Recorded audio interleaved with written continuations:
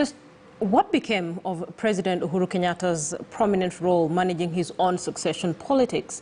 Well, this is the question in the minds of Kenyans and political pundits alike, following what appears to be a systematic retreat by the president to the political backseat, as his key allies venture out in solo presidential campaigns without any word yet on what became of Kenyatta's efforts to unite the One Kenya alliance and the former Prime Minister Raila Odinga political axis ahead of the 2022 polls.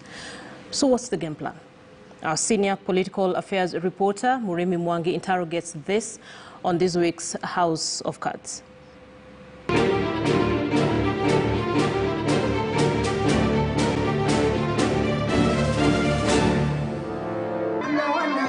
If the 2022 succession politics was poker game, one man would undoubtedly have lifted the trophy for an astute mastery of strategy that has left everyone guessing his next move or where his heart really lies in the State House race.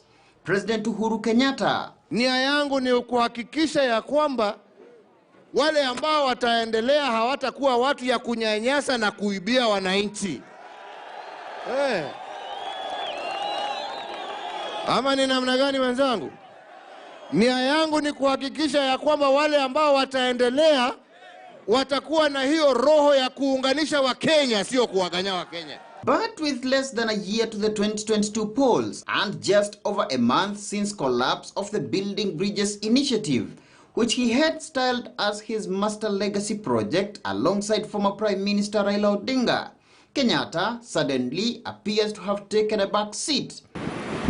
Quite a sharp contrast to his routine Unity Quest meetings involving Odinga and One Kenya Alliance core principles, Musalia Mudavadi, Kalonzo Musyoka, Gideon Moi and Moses Wetangula, which had widely come to be touted as a prelude to launch of a grand political coalition for a lineup to face off with his estranged deputy William Ruto.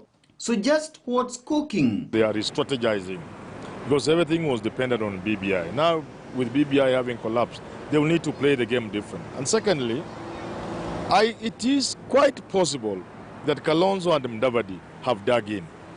And it has gotten to a point where I think who realizes it's a waste of time pushing them to back Raila. There is no much in terms of expecting the president to either endorse the Right Honorable Raila Odinga. What we are doing is that the conducive environment we are working in, this is what we expected. That's what we wanted. And indeed we're happy with the progress.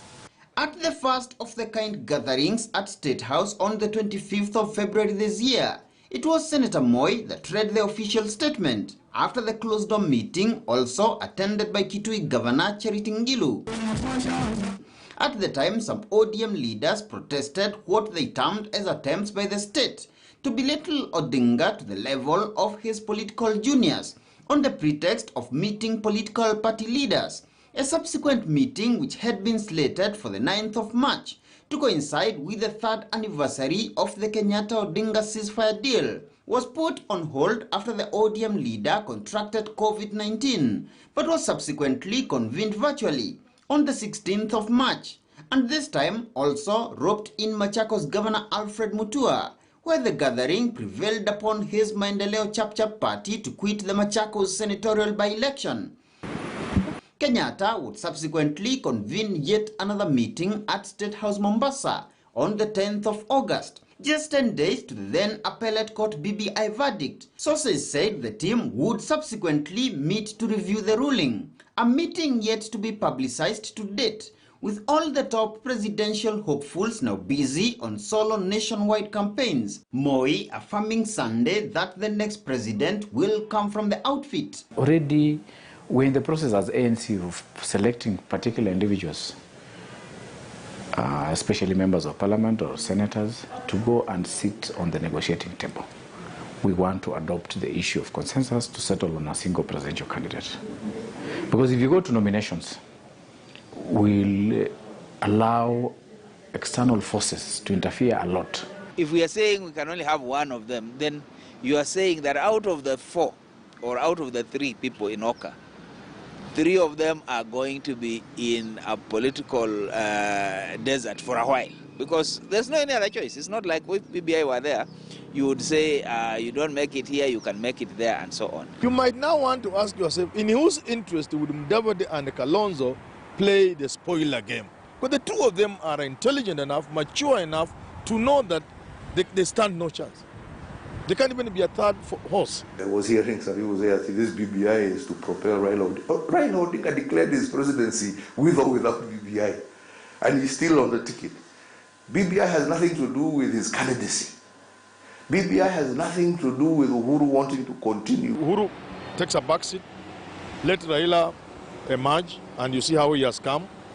He looks very presidential. And then he declares, with Uhuru right in the background. I think from now onwards, Uhuru will need to support Raila from the background. A key destination for top presidential hopefuls has been Kenyatta's Mount Kenya backyard, in what analysts term as attempts to build alliances with leaders from the region, with or without Kenyatta's direction on the political future of the mountain. But with the president still on the wheels, and the broad interest of the state machinery on who next takes over from Kenyatta, the president's final word no doubt will keep Kenyans and political pundits anxious as the August 9th, 2022 countdown continues. Murimi Mwangi, KTN News.